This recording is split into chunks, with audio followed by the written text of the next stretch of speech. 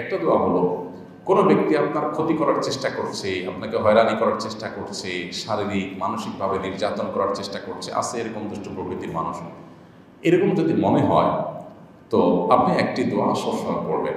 নবী করিম সাল্লাল্লাহু আলাইহি ওয়াসাল্লাম কোনো ব্যক্তি তার ক্ষতি করতে পারে এরকম আশঙ্কা বোধ করলে তার ক্ষতি থেকে বাঁচার জন্য এই দোয়া পড়তেন। দোয়াটা হলো, আল্লাহুম্মা ইন্না নাজআলুকা ফি নুহুরিহিম ওয়া নাউযু বিকা মিন শুরুরিহিম। আল্লাহুম্মা ইন্না নাজআলুকা ফি নুহুরিহিম ওয়া নাউযু বিকা মিন শুরুরিহিম। অর্থাৎ, হে আল্লাহ, যারা আমার ক্ষতির চেষ্টা করছে, শত্রুতা করার চেষ্টা করছে,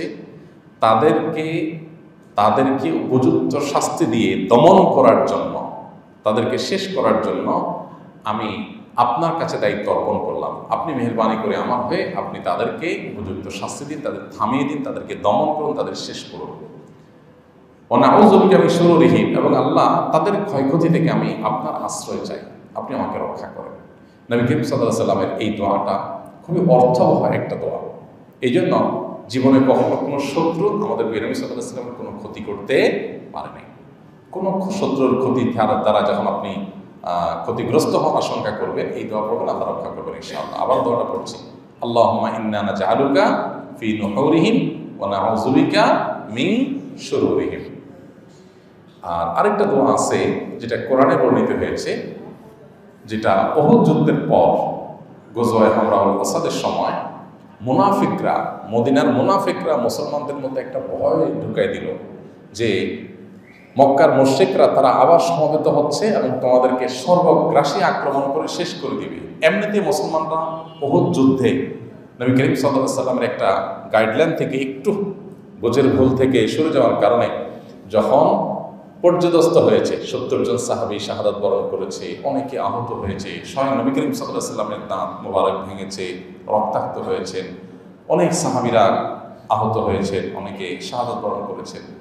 এরকম নানাভাবে পর্যদস্ত এবং কঠিন একটা সময় যখন মুনাফিকরা এসে মুসলমানদেরকে আবার ভয় দেখাতে লাগলো যে আসছে আসল বড় আক্রমণ, যাতে মুসলমানরা মানসিকভাবে একদম ভেঙে পড়ে, এই আক্রমণের কথা যখন তারা শুনেছেন তখন মুসলমানরা বলেছেন, হাসবুনাল্লাহু ওয়া নি'মাল ওয়াকিল। কি বলেছেন?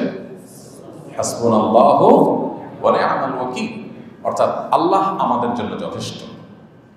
যেই আসুক না কেন আমাদের ক্ষতি করার জন্য আল্লাহ আমাদের জন্য যথেষ্ট, এবং তিনি সবচেয়ে উত্তম কর্মবিধায়ক।